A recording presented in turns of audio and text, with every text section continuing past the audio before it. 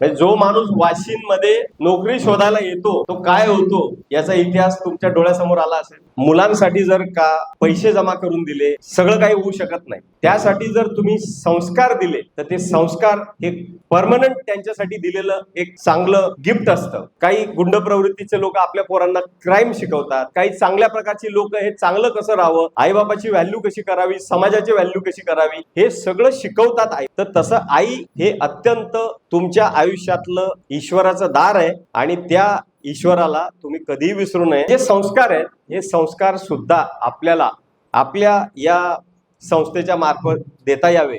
पैसे पैसे पैसे किती खातो माणूस दिवसभरात.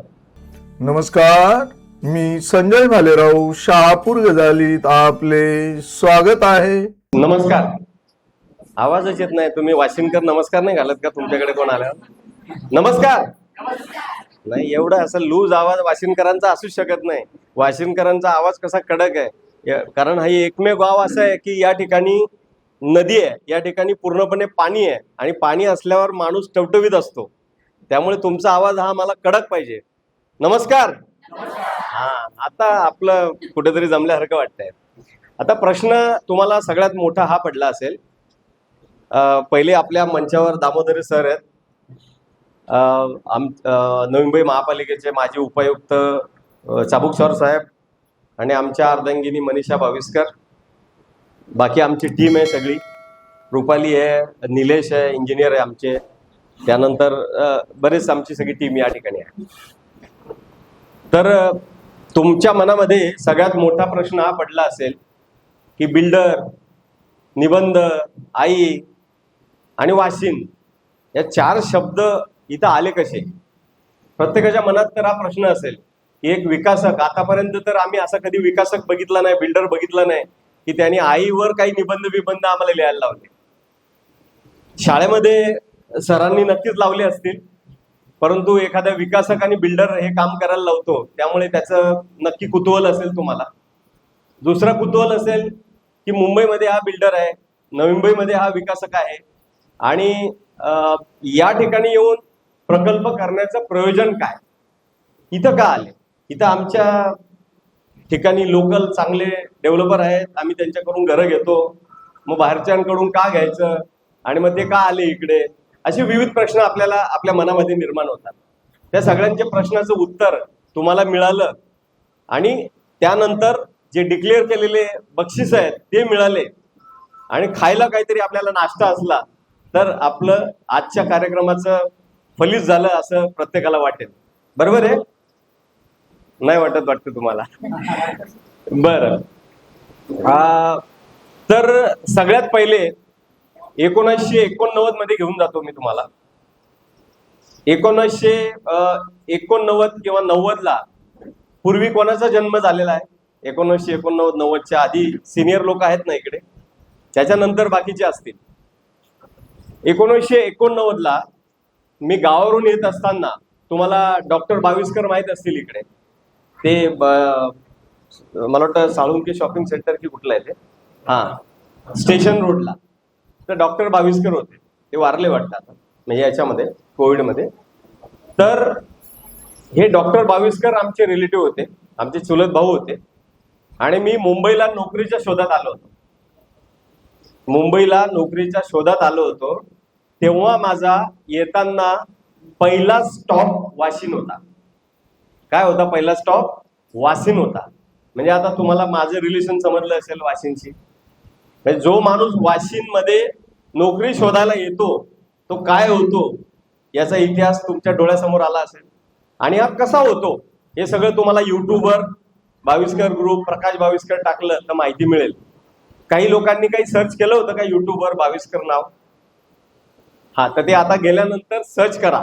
तुम्ही अनेक युट्यूबवर व्हिडिओ बघतात, काही इंटरव्ह्यू बघतात, तर त्याच्यामध्ये काही इंटरव्ह्यू आहेत, ते इंटरव्ह्यू तुम्ही बघू शकता की वाशिम मध्ये पहिल्या दिवशी एकच रात्र मी राहिलो होतो इकडे आणि एक रात्र वाशिम मध्ये राहिलेला व्यक्ती मुंबईमध्ये जातो, विविध सरकारी नोकऱ्या करतो, त्या सोडतो, वेगवेगळे उद्योग करतो, सोशल सेवा करतो, सामाजिक सेवा करतो आणि त्याच्यानंतर तो विकासक होतो.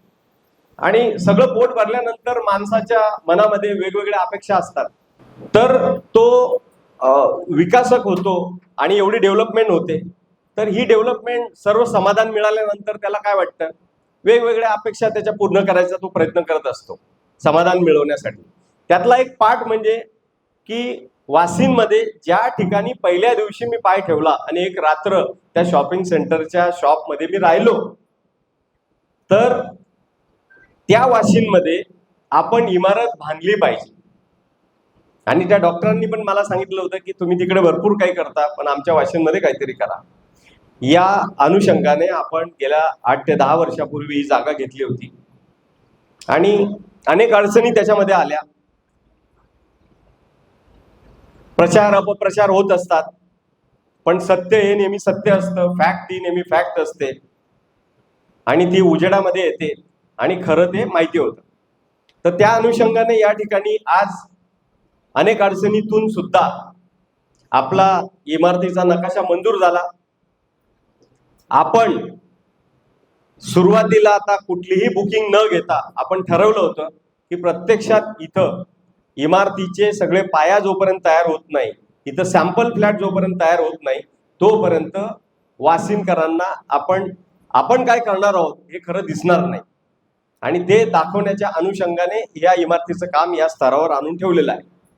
पण मनातल्या ज्या इच्छा असतात, आता आई म्हणजे काय हे तर प्रत्येकाला माहित आहे की मी काहीतरी वेगळं लेक्चर देऊन प्रत्येकाचे अनुभव आपल्या आईबद्दल ह्या भावना भरपूर असतात, पण काही लोक त्यांच्या भावना त्यांच्याकडे स्किल्ड असते चांगली, त्या स्किलच्या माध्यमातून ते त्यांच्या भावना पेपरवर उतरवू शकतात. परंतु काही लोक असे असतात की त्यांना खूप भावना असतात पण त्यांना रायटिंग स्किल नसतं. त्यांच्याही मनात असतं आपल्या आईबद्दल की आपल्या आईने काय आपल्यासाठी त्रास घेतलेला आहे. कारण या जगामध्ये जर तुम्हाला ईश्वर बघायचा असेल, ईश्वर, तर एकदा आईच्या तोंडाकडे बघा, आईने केलेल्या कर्तव्याकडे बघा, आईने केलेल्या कामाकडे बघा. आणि आईने स्वतःचं सगळं काही सोडून, स्वतःचा जीव पणाला लावून तुम्हाला जन्म देऊन ज्या स्तरावर पोहोचवायचा तिचा प्रयत्न असतो, त्या आईबद्दल मी एकटा काही सांगू शकणार नाही. पण एक ते सिंपल वाक्य आहे, ते पहिल्या प्रथम आलेल्या क्रमांकाच्या महिलेने पण लिहिलेलंच आहे तिकडे, की आई विना स्वामी तिन्ही जगाचा भिकारी. म्हणजे ज्याचं सगळं जग ज्याच्या कंट्रोलमध्ये आहे, त्याला जर आई नसेल तर तो सुद्धा भिकारी आहे. अशा प्रकारच्या त्या भावना आहेत. आणि अशाच प्रकारे आमच्या सुद्धा आईने, म्हणजे माझ्या आईचं नाव होतं कमलबाई, आणि त्या आमच्या आईने अत्यंत कठीण अशा परिस्थितीमध्ये, म्हणजे शिवणकाम करून त्यावेळी 10 पैसे, 20 पैसे, 25 पैसे अशी शिलाई मिळायची.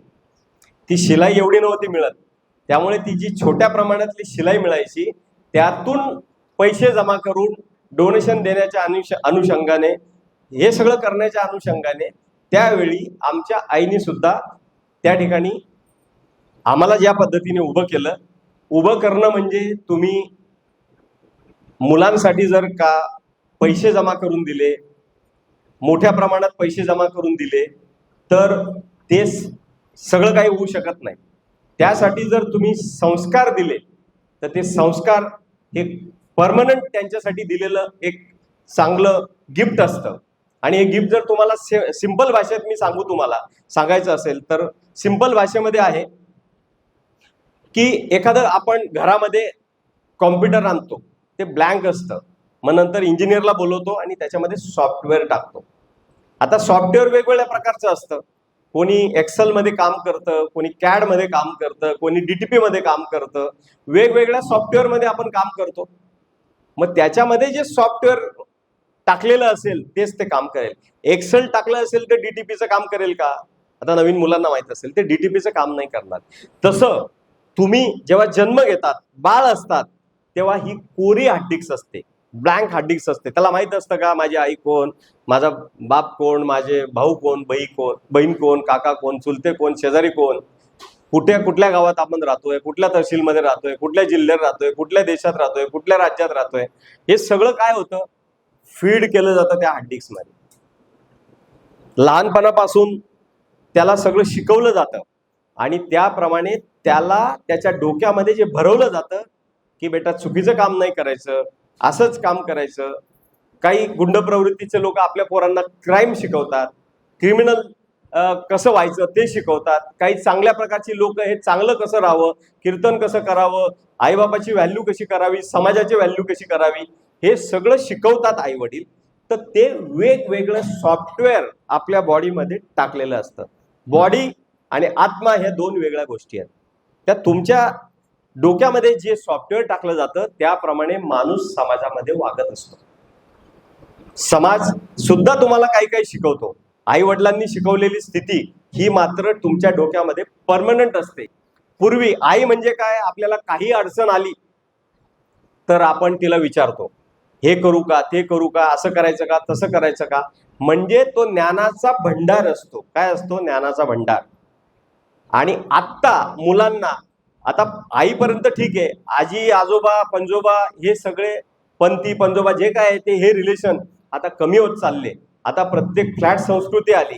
आता फक्त नवरा बायको मुलं एवढंच संकल्पना असते. आणि आपणही त्या मुलांना मोठं केलं की तेही नवरा बायको मुलं या संकल्पनेत जातात आणि म्हातारा म्हातारी एकटेच घरी असतात.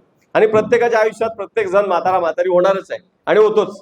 तर अशा वेळी ती जी मुलं आहेत, आता यंग मुलं, त्यांच्या हातामध्ये मोबाईल आल्यानंतर ते काय करतात, ते सुद्धा आईला विचारतात. आईला विचारतात म्हणजे मोबाईलमध्ये आईला कसं विचारतील, तर AI ला विचारतात. ChatGPT आई AI आहे ना, ते पण आईच आहे ना, ते पण AI. मग AI ला विचारतात. AI म्हणजे कृत्रिम इंटेलिजंट आहे, ते आर्टिफिशियल इंटेलिजंट आहे आणि ते तुम्हाला उत्तर देतं.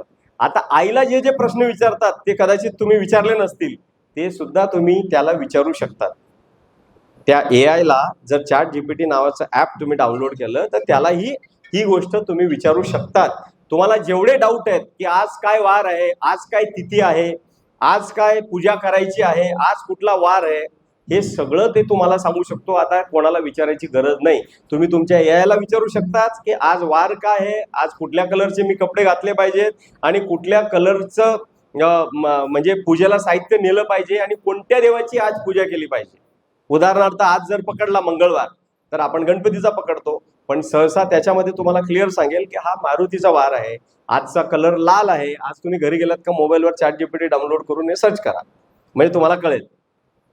तर अशा प्रकारे आपण त्या मॉडर्न आईला आता आपण सगळ्या गोष्टी विचारत असतो.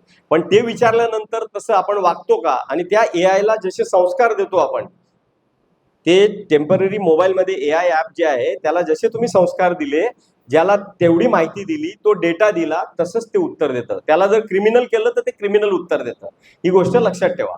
त्यामुळे आपल्याला काय संस्कार दिले ते संस्कार, तर तसं आई हे अत्यंत तुमच्या आयुष्यातलं ईश्वराचं दार आहे आणि त्या ईश्वराला तुम्ही कधीही विसरू नये.